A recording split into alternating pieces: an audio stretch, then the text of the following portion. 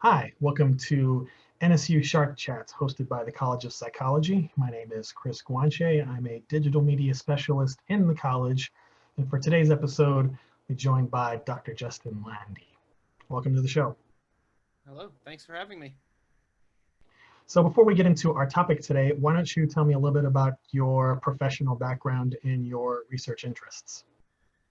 Sure. So I'm a social cognitive psychologist. I sort of study things at the intersection of social psychology and cognitive psychology. And in particular, my research focuses on moral judgment and decision making. So I'm interested in how we make evaluations of right and wrong, how we decide whether someone is a good or bad person, things like that. And can you tell me broadly about the field of moral psychology? What is it? Where did it come from? And what is it concerned with studying? Yeah, so moral psychology is a relatively new field, at least in how big it's gotten. There were always a handful of people studying this kind of thing, but it's really exploded in the past 20 years or so. And essentially, what we moral psychologists want to understand is how do people think about right and wrong? And philosophers have been thinking about this for a long time, but they're really more concerned with how should we think about right and wrong, what really is truly right and wrong. But as psychologists, we're more interested in how do regular people think about these kinds of issues and what is it that humans have in common with each other in how they think about right and wrong, and what are the differences that we have among ourselves that lead to all the pervasive moral disagreements we see in the world today. And preparing for this, I saw you had material talking about the old philosophical debates on consequentialist theory and deontology, and that harkens back to my undergrad days. But you also talk about this concept of person-centered morality. So can you just tie it all together of what consequentialist theory is, deontology, and then PCM? Yeah, sure. So in philosophy, in ethics as a philosophical discipline, there have really been two main streams of thinking ever since the Enlightenment. And so, on the one hand, you have consequentialist or utilitarian philosophers, and these are people who say what is right is whatever does the most good, period, for everyone, everywhere, at all times. And so utilitarianism sometimes leads to some sort of troubling conclusions, which is, if you have to shoot someone in the head to save two other people's lives, that is not only the right thing to do, it is the morally required thing to do, according to utilitarian frameworks. And many people object to this kind of conclusion. And so on the other side, you have deontological philosophers who say there are certain kinds of actions that are by their nature wrong and forbidden, even if they lead to better outcomes. And the classic example is directly murdering someone. Even if it is going to do more good than harm, you can't do that according to deontological views. And so deontological philosophers and utilitarian philosophers have been arguing with each other, like I said, since the Enlightenment, so for about 400 years now. But recently, there's been kind of a third approach in ethical philosophy, which is what we call virtue ethics. And virtue ethics is actually a really old idea. It dates at least to Aristotle, but it's really only come back into mainstream philosophical thinking since about 1960. And so, this idea of person centered morality is a theoretical approach that I and some of my colleagues take, which is saying that putting aside what the real ethically right answer is, we argue that actually, just descriptively, what people often care about in their social worlds is understanding moral character, which is what virtue ethics is all about. Virtue ethics says that the critical question for ethical theory is not what's the right thing to do, it's how can I be a good person? And we think that that's really a lot of the time what people are thinking about in their actual on the ground moral judgments is how can I be a good person? Is that person over there a good or bad person? And they don't care as much as maybe some people think about particular actions. And you wrote that people, when they meet new people, can very quickly in their heads come up with a judgment about if this person seems trustworthy or not. What are some of the processes that are happening? What are some of the things that are being measured to reach that judgment, that initial judgment? Yeah, so we actually make initial judgments just based on snap judgments of people's faces, and they actually happen really quickly, like within about a tenth of a second. We've already formed an opinion about whether someone is trustworthy or not. And it's initially based just on their appearance.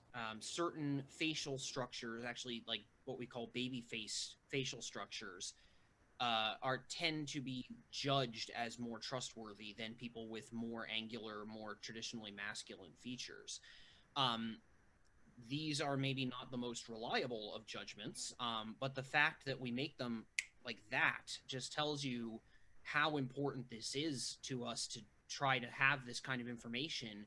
Even if these judgments are highly imperfect, if all we have to go on is someone's looks, we will immediately form an opinion about their trustworthiness. Then we'll update it if we gain more information, of course, but we start out very, very quickly. And would you say that that's something that kind of maybe harkens back to humanity's hunter-gatherer origin? You're out in the forest somewhere, you encounter another person or an animal, and you have to very quickly size up if they're a threat or not. Absolutely, yeah. And so this probably also underlies a lot of distrust of people who are unfamiliar to us, right? Because if we know someone is a member of our tribe or our in group, we're going to trust them. Mhm. Whereas if we don't know what someone's group affiliation is, or we know they're from some out group, we're going to be a little more wary of that. Again, for pretty good evolutionary reasons. Although in the modern world, of course, that leads to all kinds of prejudices and problems that we don't think of as being acceptable now, but there's probably deep evolutionary reasons why we are not so quick to trust people who are different from us. And tell me a bit about sort of the non-intuitive at first um, contrast between the way that people view actions being good, but that the person committing those actions in certain contexts can be seen as being of bad moral character. Yeah, so this is something that my friend and colleague Eric Ullman has done a lot of research on, and he calls them act person dissociations. And basically, the finding is that sometimes judgments of the rightness or wrongness of an act just don't track with what that act says about a person's moral character. So, for example, he has a really interesting set of studies where he finds that a hospital administrator who is faced with a decision whether to spend a large amount of money on one surgery that will save one little boy, or to spend that money on a piece of new equipment that will save several hundred lives in the future, if he decides to buy the new equipment that saves more lives, then participants in his studies judge that to be the morally right answer. They say, yes, he did what he should have done there. However, they also rate him as lacking moral character, in particular empathy, because he seems not to have been moved by the plight of this one young child who he is effectively letting die by not putting all this money into saving his life. And so what this says is that judgments of the moral status of actions and judgments of a person's moral character are simply fundamentally different psychological processes, and they don't always follow each other. Now, many times they will follow each other, right? If somebody just attacks another person for no reason, well, we're going to say that's wrong, and we're going to say that he clearly has bad character, because what kind of person does that, right? Someone who is not a good person. But the fact that these ever come apart like this suggests that they're actually genuinely different kinds of evaluations that we're making, and they're tracking different kinds of information. In this example of the hospital administrator, it sounds a lot like a variation of the trolley problem that gets discussed a lot on the internet, and with Yes. many interesting variations of that problem, and even the TV show The Good Place spent a whole episode on the trolley problem. Um, I also found it interesting.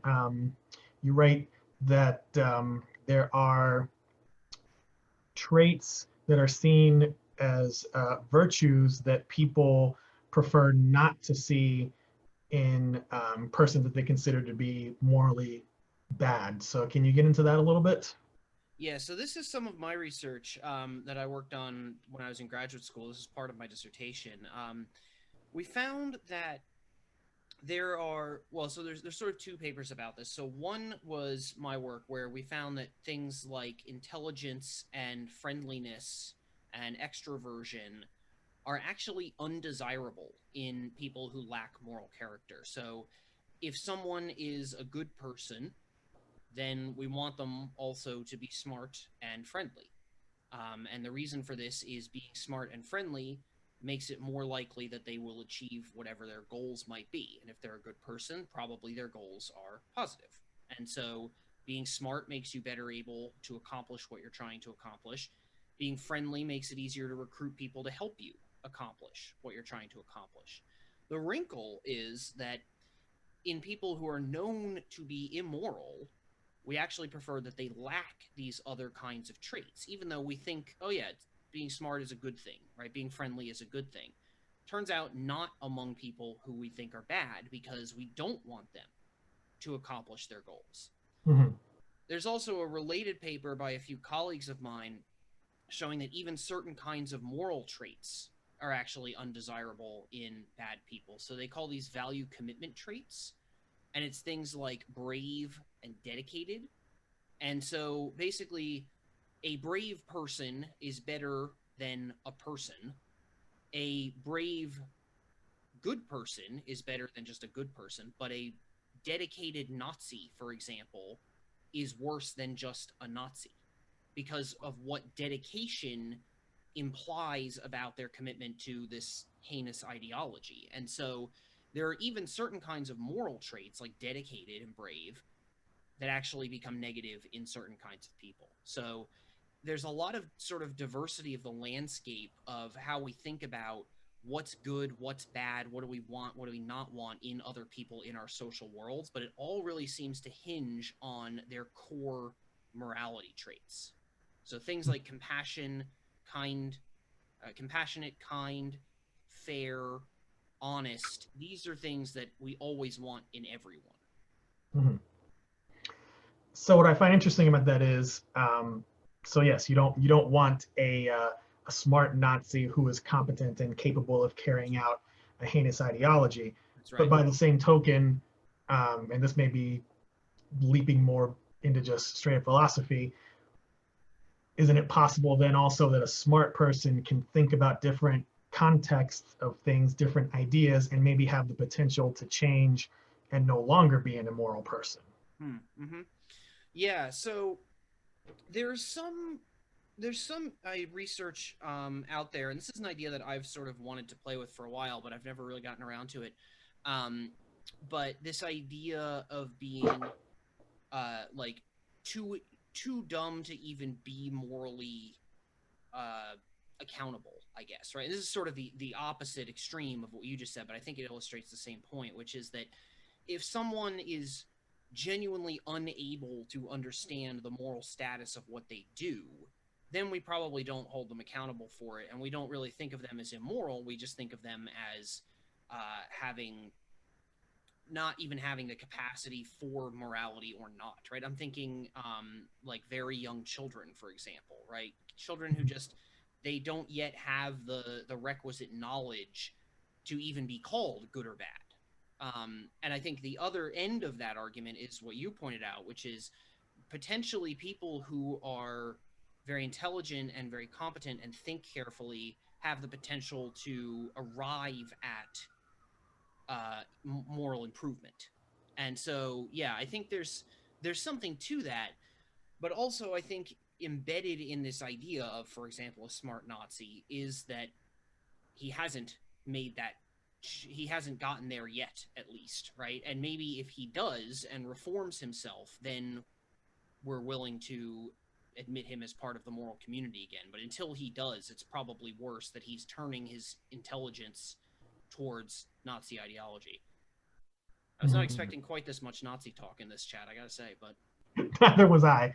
But it's the low hanging fruit of easy examples to yes, turn to. So moving away from that, you had a part where you talked about the way people attach moral significance to some acts but not others, and you used the example of the CEO who had a very high salary, but there was a lot of public outrage over him having done fancy redecorations of his office at the time that his company was laying off thousands of people. So can you get into that phenomenon? yeah. So what's happening there is that the spending frivolously on self-indulgent perks while also laying people off, there's not really that much harm being done by the spending, right? So the example is John Thane, who was he was a CEO at a large bank, and this was during the financial crisis, and the company was downsizing, but at the same time he was spending thousands of dollars redecorating his personal office. So I believe one of our examples is he spent $87,000 on an area rug. Now, I can't imagine any area rug being worth $87,000, but that $87,000 is not going to save too many employees' jobs if it was diverted that way, right? Now, what could have potentially is if he took a pay cut because he made $80 million a year. But the outrage was not directed at his $80 million salary; it was directed at his $87,000 area rug. And what seems to be happening here is these kinds of frivolous self-indulgent perks are just more diagnostic of a person's character. And so the outrage is not so much about what you did was dramatically harmful. The outrage is about what kind of person, in good conscience, spends this much money on a rug when people are losing their livelihoods. Right? Mm-hmm. It's like we said, person-centered morality. It's all about what kind of awful person can live with themselves doing that. And the thinking is there's a lot of information in that behavior about what kind of person he is that maybe isn't as readily apparent in his salary. Mm-hmm.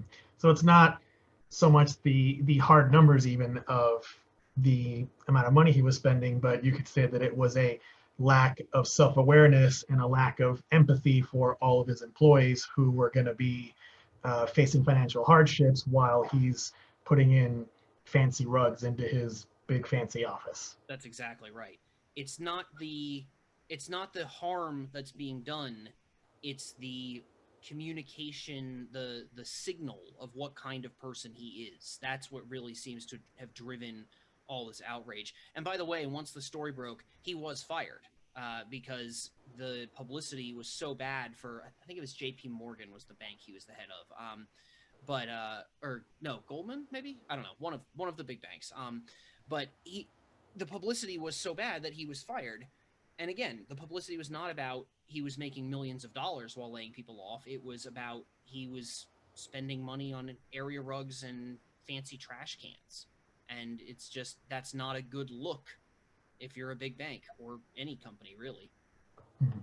For the record, it was Merrill Lynch. Oh, it was Merrill Lynch. That's right. Okay. So I guess one thing that I came away with from this reading was what can people do to, if they want to practically be better about these judgments, or at least more aware of what goes into these judgments? What are some things that people can do in that respect? In order to be more accurate and less Yeah. biased? Yeah. So I think that one thing we can really try to do is not be so quick to judge, right? And that sounds like a bit of a cop-out answer, but I think there's really something to it. Like I said, we make our initial assessments of someone's trustworthiness in a fraction of a second before we know anything about them. And those kinds of judgments are particularly biased by in-group and out-group membership and things like this. And, I think in a lot of cases, the key to improving our judgments and doing better is just slowing down. and being aware that we have this tendency to make these snap judgments. And yes, we do update them when we have more information, if we're motivated to, which sometimes we're not. And so I think just slowing down, thinking more carefully, and being aware that we all have these biases and we all have this tendency to make snap judgments, and trying to fight that instinct, I guess. Or maybe fight's not quite the right word, but at least be aware of it and try to correct for it. Mm-hmm. Yeah, I think awareness of biases is a great point to raise, because as I was reading, you talked about how people make these snap judgments of faces. I was thinking of, like, for instance, in Western culture, if a person has a tattoo on their face, Mm-hmm. that might be seen as being, you know, morally suspect or shady, or is this person like maybe a bad element or whatever. But in a lot of indigenous cultures, it's completely normal to have tattoos and other facial markings, and that's Yeah. not a sign of anything negative and is actually a virtue. So it's something that varies from culture to culture, and I think people just have to be aware of. Yeah, that's right. And culture starts playing into this kind of stuff in really interesting ways. Um, there are some cultures where the idea of moral character doesn't really even seem to be part of how they think about people. So, good couple friends of mine, Chris Smith and Karen Apicella, published a paper last year. They're cross cultural psychologists, and they study an indigenous tribe in Tanzania known as the Hadza. And the Hadza, they're one of the last traditional hunter gatherer tribes, or not, I shouldn't say tribes, peoples. One of the last traditional hunter gatherer peoples in Africa. And Chris and Karen basically asked them about their judgments of other people's character. The exact translation they used, I believe, is "Does this person have a good heart?" But in the Hadza language, Hadzane, that essentially is what we would say, "Are they a good person?" Like, that's how they would express it.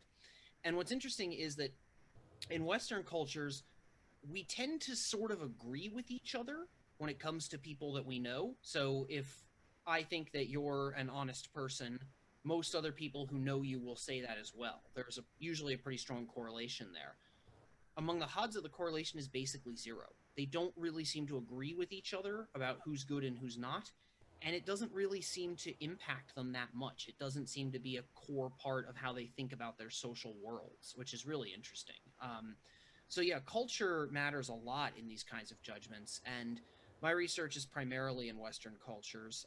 But to your point about the tattoo, I think that's a really interesting example, and it comes back to this idea of signaling and snap judgments. And so yeah, in the West, if we see someone with a facial tattoo, even a body tattoo to some extent, not that's not as stigmatized as it used to be, but it's, it still does carry certain kinds of associations with it. And we make these snap judgments. And yeah, I think to your point, slowing down, thinking more carefully, and just saying, okay, this is probably not that diagnostic of anything about this person. I think that's one way we can try to do a little better. Yeah. Is there anything else you want to mention on moral psychology broadly that we haven't covered yet? Um, Or let me rephrase the question sure. um, to something almost entirely different. What is it that you personally find fascinating about moral psychology and the work that you do? Mm-hmm. Yeah, so I'm I really love the intersection of science and philosophy, and I love that a lot of the time moral psychologists, we start from the normative ethics literature, and we start from Aristotle or Kant or Bentham, and we can take these very carefully worked out, these very elaborated theories of here is what truly is right and wrong, and I find it so fascinating to say, okay, that's what the philosophers say, but what do regular people think? What do people in the street think? Because really, it's the moral judgments of you and me and everyday people that are shaping the world, not so much the moral judgments of philosophers, right? I mean, Mhm. we're not electing a lot of philosophers to Congress these days or ever. What we're doing is we're doing our best to elect people who reflect our values, whether those values agree with the philosophers or not. And so that is what I really love about it, is starting from philosophy and finding where do we line up with the philosophers, where do we not, and what are the consequences of those alignments or differences for our social worlds. I think I do some work in political psychology as well, looking at evaluations of political in-group and out-group members. I have some research going right now where we find that people experience disgust, genuine physical disgust, at political out-group members. And I mean, that's an important thing to know, because disgust is an emotion that motivates us basically to stay away. And so this makes political conflict more intractable. If we won't even engage with people who disagree with us, we're not going to get anywhere. So I love the philosophy element of it and bringing the empirical science to bear on the philosophy. And I love that morality is such an important part of who we are as humans. It touches almost every aspect of our lives that has any importance or relevance. And so I get to branch out and I get to study politics, and I get to study religion, and I get to study, general social judgment and friendship making and affiliation and all this kind of stuff. So, if you start with this core of moral psychology, you can go lots of different directions, and there's always something interesting to learn. Well, we live in a complicated world full of conflicts. So any work like this that helps us understand why we do the things that we do or don't is, of course, beneficial to the world. Yeah. So in closing, tell me briefly just a little bit about some of the types of classes that you teach at the Yeah, sure. college. So I teach social psychology, so Psych 2160. I teach the occasional section of introductory psychology, usually once a year. Um, I teach research methods at both the graduate and undergraduate level, because in addition to my work in moral psychology, I'm also pretty into meta science stuff. So the scientific study of the scientific method and how we can improve our methods and try to do science better. So I teach research methods. And I also teach a 3-credit half-semester class on the psychology of prejudice, stereotyping, and discrimination. So I teach that every winter. It's a 3,000 level class, 3180 is the number. And yeah, in that class, we really get into what are the sources of intergroup bias, what is a stereotype, cognitively speaking, and how do we get around them, what is prejudice learned or is it born? Is it something about you as a person, or is it something about the environment you're in? And we, in addition to reading a really good textbook on this, we also dig a lot into the primary literature. It's a 3,000 level class, and I think that reading the actual research is always valuable. So I teach that as well. Well, thank you for taking the time to talk to me today about this fascinating subject. Dr. Justin Landy teaches in the college's Department of Psychology and Neuroscience. And if you'd like to read more about him and about our programs, you can do so by visiting psychology.nova.edu. Thank you.